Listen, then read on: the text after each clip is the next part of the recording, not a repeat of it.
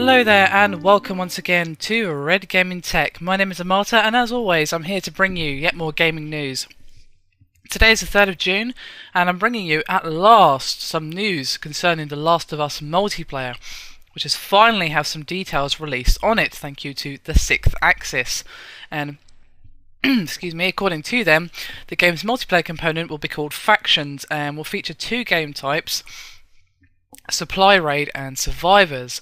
Both can support up to 4 players per team across 7 maps, and I have some news for you concerning each of the modes. That I'm going to start with Supply Raid, which will see players scavenging full supplies, with a 20 life limit, while Survivors features 7 rounds per match. In the latter, once you die you have to sit out until the end of the round, which makes perfect sense. And when players join in a game on the multiplayer, you must choose one of 2 teams based on groups of humans from the campaign. And I've got a direct quote here. When you select a clan, you'll get a handful of survivors too.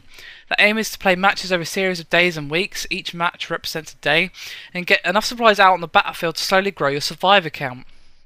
Pretty much everything you do in battle is translated into supplies, including crafting and healing. Characters will be customizable with a variety of clothing and gestures, most of which have to be unlocked, of course. There are 4 default weapon loadouts: Assault, Sniper, Support and Stealth, and 4 custom slots, plus additional bolt-on skills and 1 use of boosters.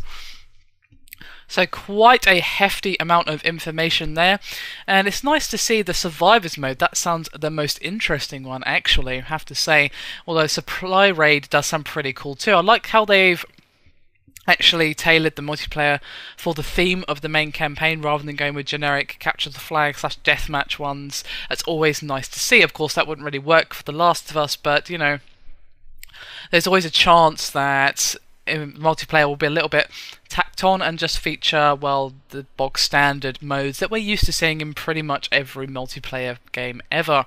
But no, that's not the case here. It's clear they've put quite a bit of thought into the multiplayer modes and actually made them quite relevant and, well, running quite in line with the campaign, especially with the inclusion of the 2 teams, which would be, of course, as I said earlier, based on groups of humans from the campaign.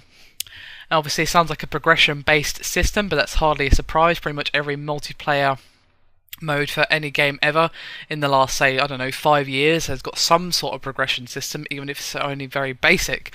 And although I do like how every character is customizable, as well as the different loadouts, you can customize your loadout a little bit, so you can be Assault but have a little bit of support in there as well, or what have you. I'm sure you can mix and match a little bit to make your character a little more diverse than the standard loadout would give you.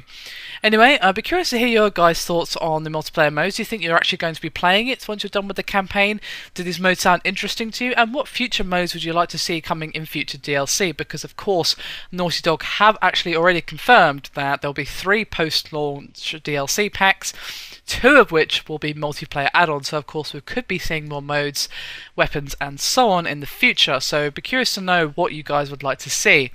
Anyway, that's me done for this video. Thank you very much for watching. I'll see you next time. Bye for now.